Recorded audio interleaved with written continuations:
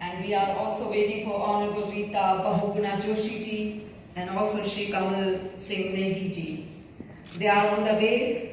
Within few minutes they will be amongst us. We are eagerly waiting for them.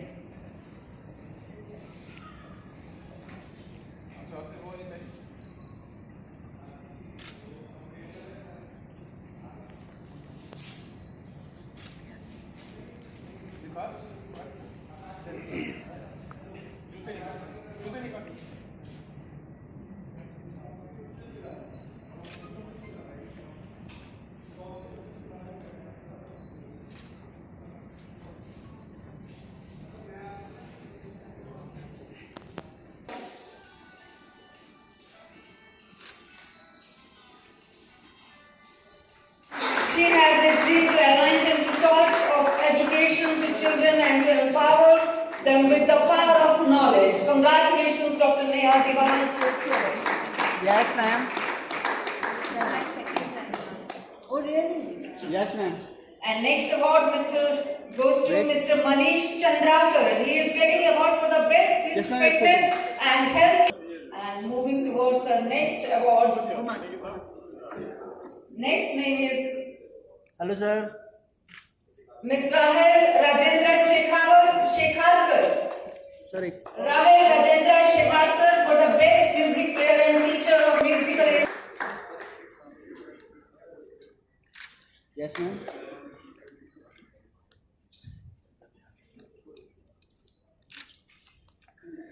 She is absent, but congratulations. Next name I'm going to announce. Yes. Hello, sir. Yes, sir. Congratulations, Ruti Thakur. Next name is Professor Dr. Rakesh Kumar for the best agriculture educationist and teaching research and transfer of technique. Kumar. Sir, marks नीचे करो.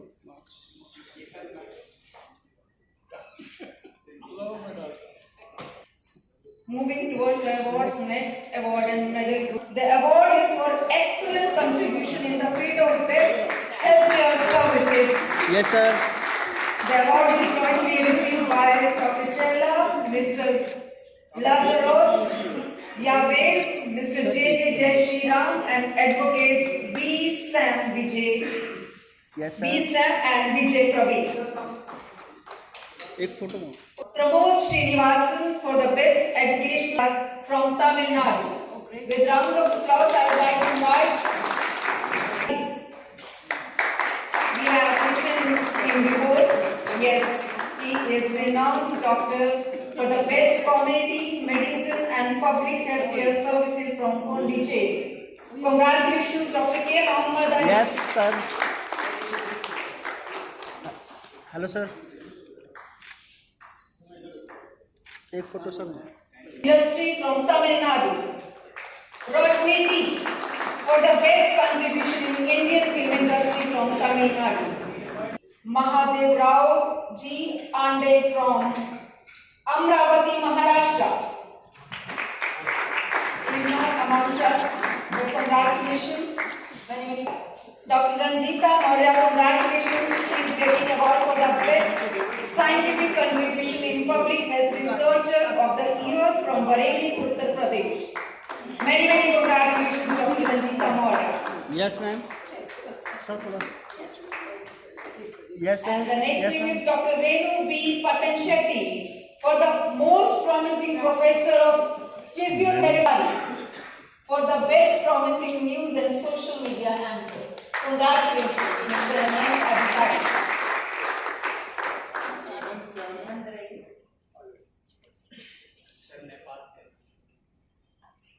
Yes, sir. Next award goes to Mrs. Dinat Z. Sholapurwala from Bharat. Wide variety of highly specialized equipments and components used for defense and Yes, atomic ma'am. energy applications. The award is for her excellent performance in the field of industry and business development. Yes, Mrs. Dinat. Many congratulations. Dr. Wagmare for the best music academy and development services from Nasik, Maharashtra. Many congratulations. Congratulations, Mr. Anand. Yes, sir. Moving towards the next award, I would like to congratulate Yes, sir. again and again each one of you, all the achievers. This is your day. And next name is Dr. Krishna Kumar. Dr. Krishna Kumar Mishra for the best school principal of the year in Chhattisgarh from Bilaspur, Chhattisgarh. Congratulations and Mrs. Jyoti Saxena. Yes, sir. Chairperson of Mrs. Gauri's Yes, sir. Makeover and Style Studio. Both you, Mrs. Gauri Arya and Mrs. Jyoti Saxena. Congratulations for this achieving wonderful award.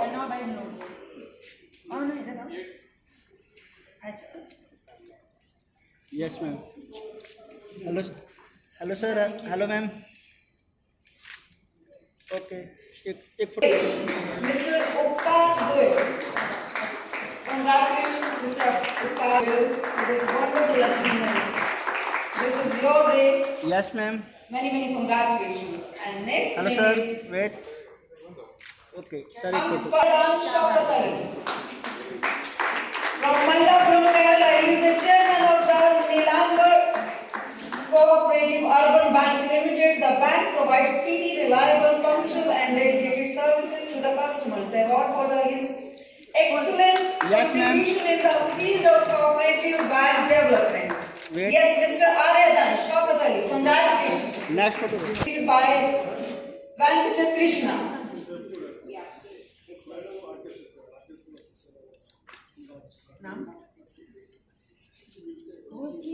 In the category of awards, last but not least, the name is Yes, sir.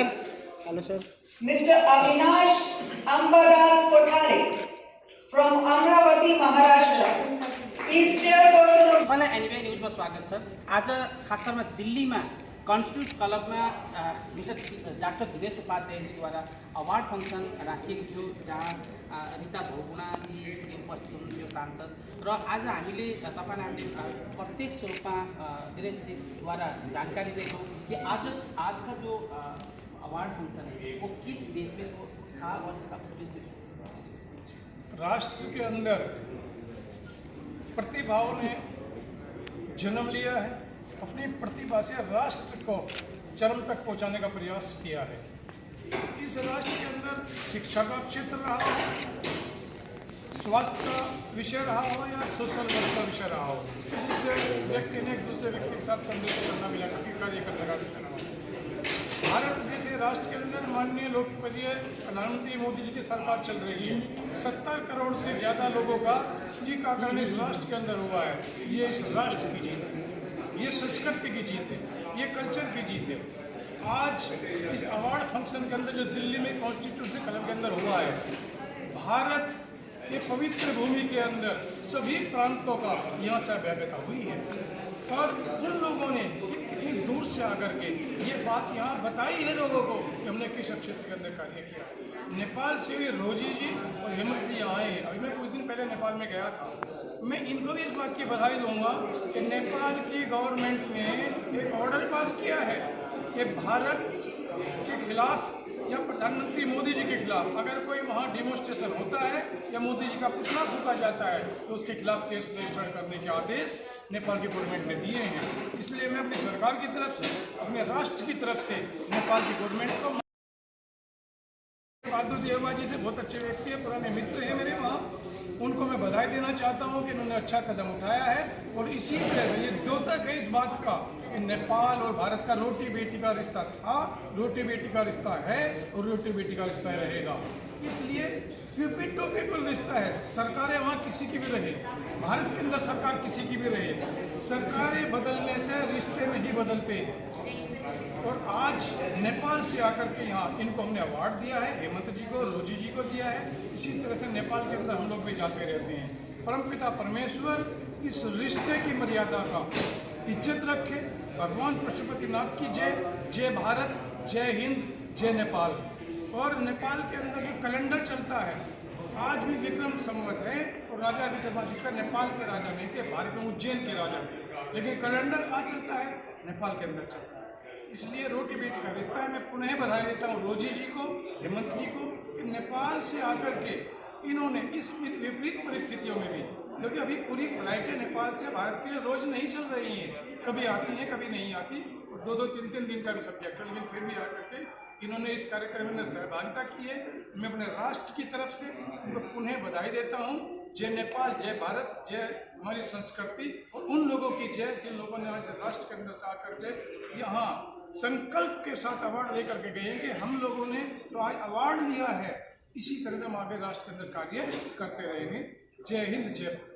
बिल्कुल, ऐसा award जिससे सम्मान मिले, प्रोत्साहन मिले, कुछ करने की उमंगता जागे, इसी तहत डॉक्टर दिनेश जी ने जो आज अवार्ड वितरण किया है, आप भी इसके हकदार होंगे, आप भी इसके काबिलियत आप इसको बनाइए, और आप भी इस मंच में डॉक्टर दिनेश जी के हाथों आप भी ले सकते हैं। जैसे पूरे भारत में कश्मीर से कन्याकुमारी तक जो काबिलियत है, जो जिस क्षेत्र में काम करने का जो हुनर है, उनको सम्मान आज जो दिया गया, ये वाकई में काबिलियत है। यही कहते हैं एनवीआई न्यूज़ से मैं अहमद अधिकारी आपको विदा देता हूँ।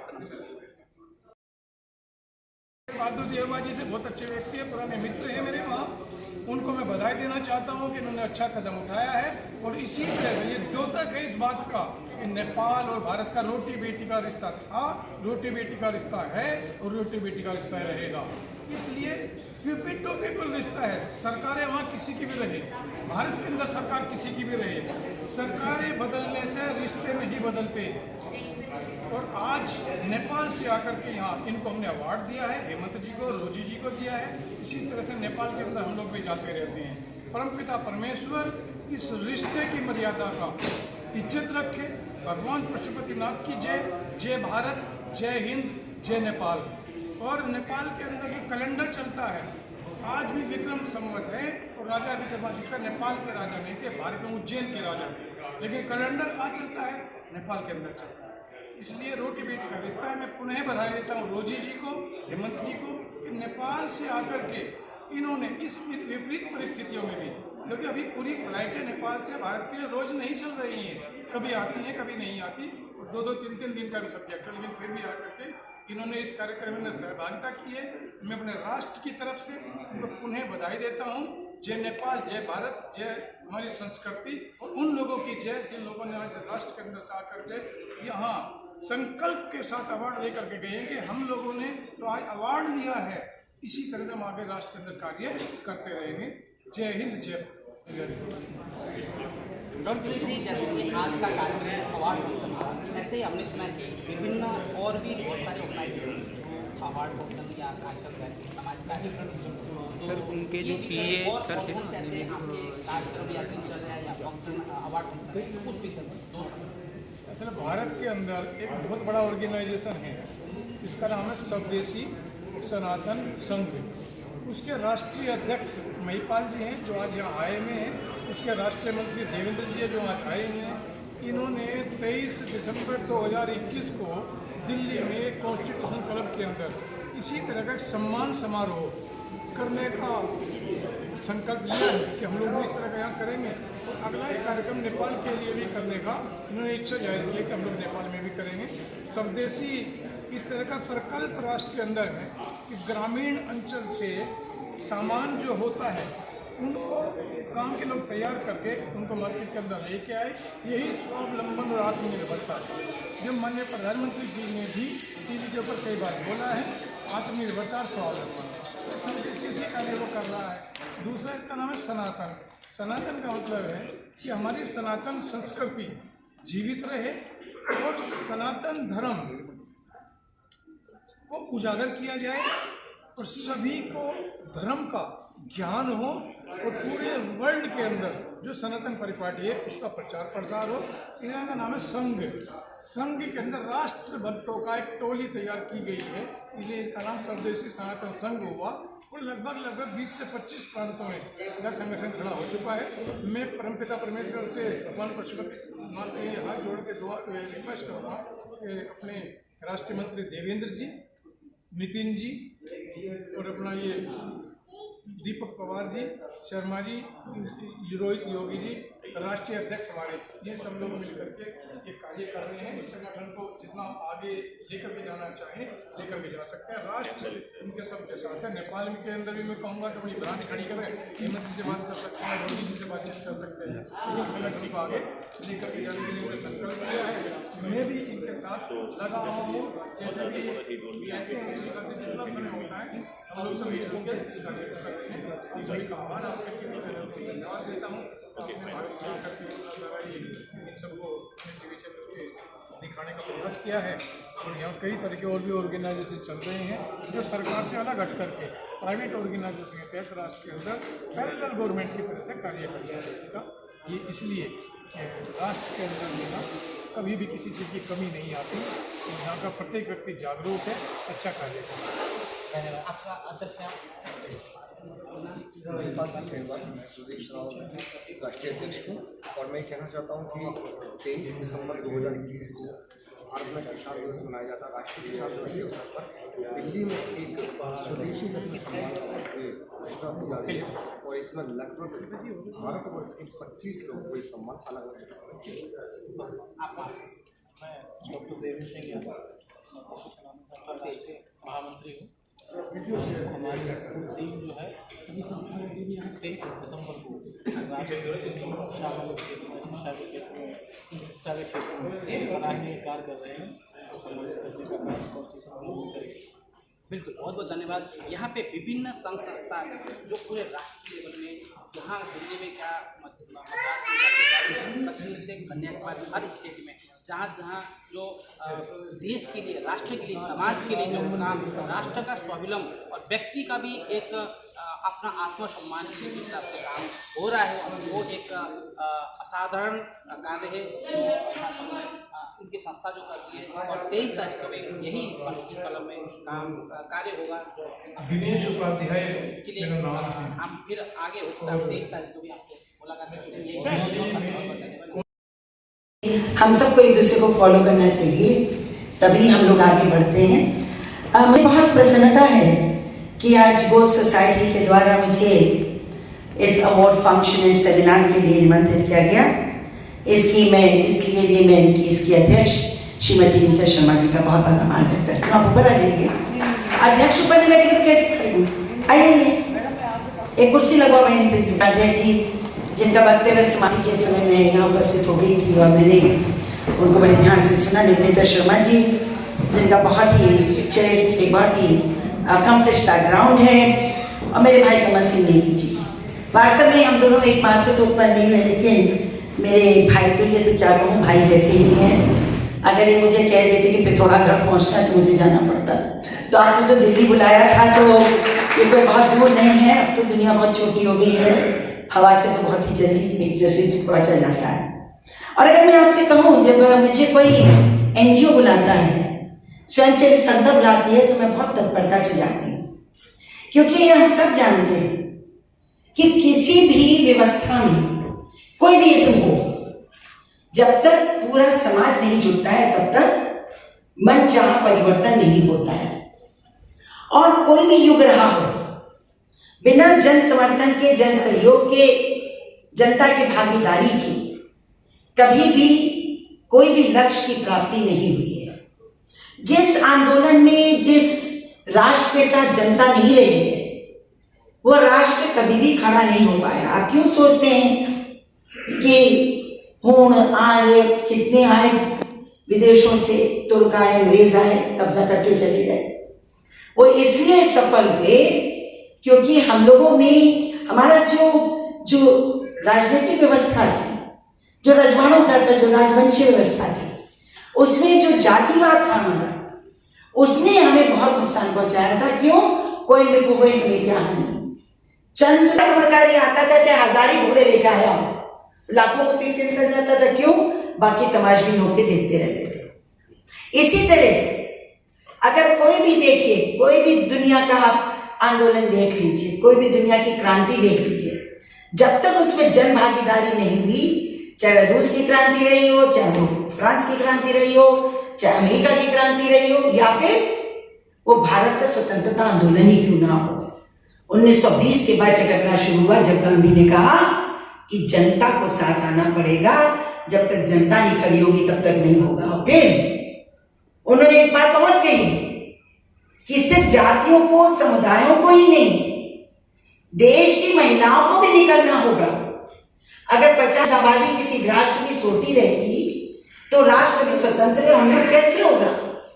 तब जब महात्मा ने आह्वान किया तो आप देखिए 1920 के बाद ऐसी परिस्थितियां बनी, 25 साल के अंदर हम आजाद हो गए, स्वतंत्र हो गए। और फिर आइए स्वतंत्र भारत, कौन सा ऐसा लक्ष्य है सरकारों का या हमारे संविधान का जिसको बिना जन भागीदारी के हम प्राप्त कर सकते थे? कोई भी देख लीजिए, सामाजिक परिवर्तन का देख लीजिए, गरीबों के उत्थान का देख लीजिए, आप बाकी छोड़ दीजिए, स्वास्थ्य क्षेत्र में ही आ जाइए। क्या पोलियो इरेडिकेशन हो सकता था अगर सब सारी स्वयंसेवी संस्थाएं और जनता ना जुटी होती? क्या कोविड का मुकाबला हम कर पाते अगर पूरा देश एक होकर ना खड़ा हो जाता? तो मेरी ये मान्यता है कि वोट देने के बाद सब कुछ सरकार पे छोड़ देना, इससे बड़ा कोई, मैं सोचती हूँ, गलत प्रयास नहीं हो सकता। जनता सरकार बनाती है, लेकिन फिर आप जैसे लोग उस सरकार को, देश को सहयोग देकर देश को आगे बढ़ाने का काम करते हैं। ये एनजीओ का कर्तव्य है। और जिस स्वयंसेवी संस्थाएं अलग अलग फील्ड्स में काम कर रही हैं और सरकार की बहुत निर्भरता है उनके ऊपर, जब आप पे निर्भरता आ जाती, मैं भी बहुत स्वयंसेवी संस्थाओं में मैंने काम किया है। मैं आपको अगर अपनी बात बताऊं, नेगी जी ने ठीक से परिचय मेरा नहीं दिया। मेरा सही परिचय सिर्फ राजनीतिक नहीं, मेरा सही परिचय शिक्षा जगत से जुड़कर और स्वयंसेवी संस्थाओं के साथ जुड़कर सार्थक सामाजिक परिवर्तन नहीं होता।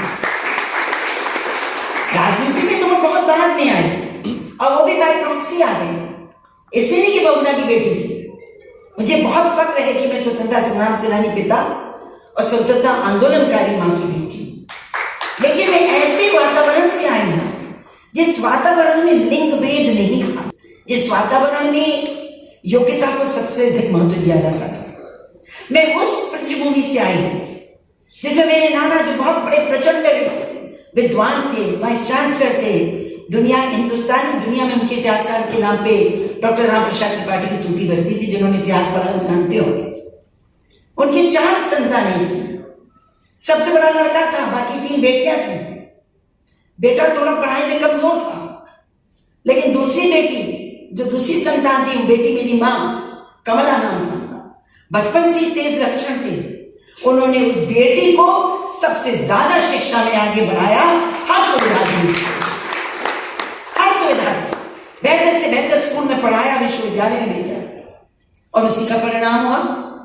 और जब मैं छोटी सी बड़ी हो रही थी, 7-8 साल की रही होंगी, प्रोफेसर है, बहुत नाम था उनका, तो नाना जी हमको किस्से सुनाया करते थे ऐतिहासिक। और किस्से क्या सुनाते थे? देखो पद्मावती ने ऐसा किया था, रानी कर्णवती ने ऐसा किया था, रसिया बेगम ने ऐसा किया था, नूरजहां ने ऐसा किया था। सब वही लड़कियों की, औरतों की, उनकी ब्रेवरी की कहानी, विद्वत्ता की कहानी, इस तरह का गार्गी की बातें, ये सब सुनाते थे। क्यों? हमको नहीं समझ में आता था। हम तो interesting anecdotes, interesting historical facts, interesting stories के रूप में उसको स्वीकार करते थे। पर वो धीरे धीरे मुझको एम्पावर कर रहे थे, वो हमको ये समझा रहे थे कि महिला द्वयं नहीं होती, महिला भी उतनी ही सशक्त होती है जितना पुरुष होता है। ये तरीका है करने का।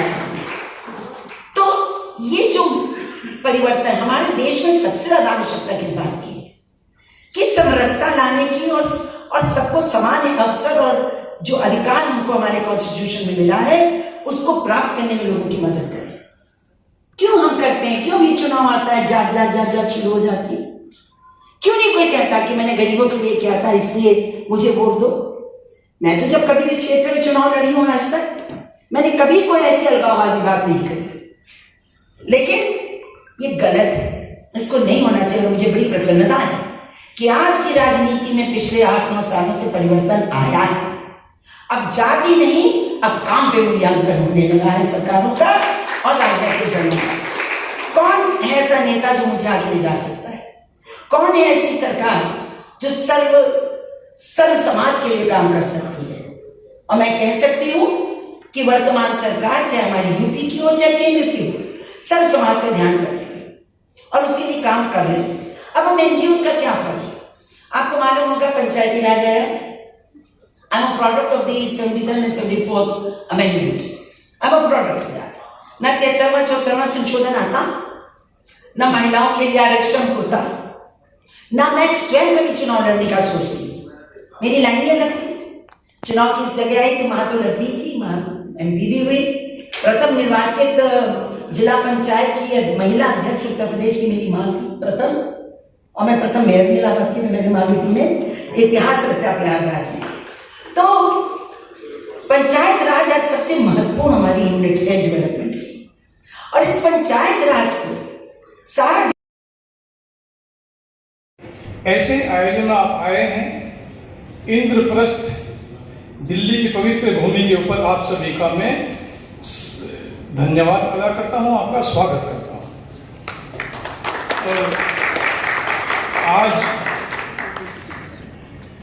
जिन मेल और फीमेल ने राष्ट्र के अंदर शिक्षा के क्षेत्र में, सोशल वर्क के क्षेत्र में या स्वास्थ्य के क्षेत्र में व विभिन्न क्षेत्रों में जिन जिनने अच्छा कार्य राष्ट्र हित में किया है, उनको गोयल नाम की संस्था जो विकास जी और अनीता जी के द्वारा संचालित हो रही है लंबे समय से, ऐसी एक अच्छी संस्था के द्वारा आपको सम्मान मिलेगा। मुझे भी यहाँ आने को मैंने कहा, यह सौभाग्य मुझे भी प्राप्त हुआ है, सहभागिता करेंगे, इसलिए आप सभी भी इस कार्यक्रम आए हैं, हम सभी लोग भी, और ये संस्था भी, सभी लोग अच्छे लोग हैं, हम भी इस संस्था का आभार व्यक्त करते हैं, आपकी तरफ से भी, अपनी तरफ से भी, अपनी गवर्नमेंट की तरफ से भी, भारत की तरफ से भी, कि इन्होंने अच्छा कार्य किया है। ऐसे कार्य राष्ट्र के अंदर आगे भी हो जाने चाहिए। और आज साक्षरता दिवस भी है, और साक्षरता एजुकेशन से, शिक्षा से संबंधित विषय है, और शिक्षा एकमात्र कहने के विषय से लेकर के ये नहीं होता, इसको जीना पड़ता है। इसलिए आज आप सभी को साक्षरता दिवस की भी शुभकामनाएं निसमझ की तरफ से देता हूं। जब इन्होंने आज का दिन चुना होगा, देखो सोच या विचार वो महत्वपूर्ण होता है। विचार दशा बदल देता है, दिशा बदल देता है। इसलिए उस दिन जब इन्होंने ये 8 सितंबर के लिए बुकिंग की, इन्होंने सोचा होगा कि 8 तारीख को मुझे बुक करना चाहिए, क्योंकि आज का दिवस मुख्य दिवस है, तो साक्षरता दिवस की भी आज लोग बधाई दे सकते हैं। शिक्षा पूर्व काल में कैसी थी, आज कैसी है, वो आप सभी को उसकी जानकारी है। लेकिन शिक्षा के साथ साथ यह भी हमें सोचना पड़ेगा कि क्या हम लोग संस्कार लेकर के आए हैं क्या? एक होती है सज्जनता, एक होती है दुर्जनता।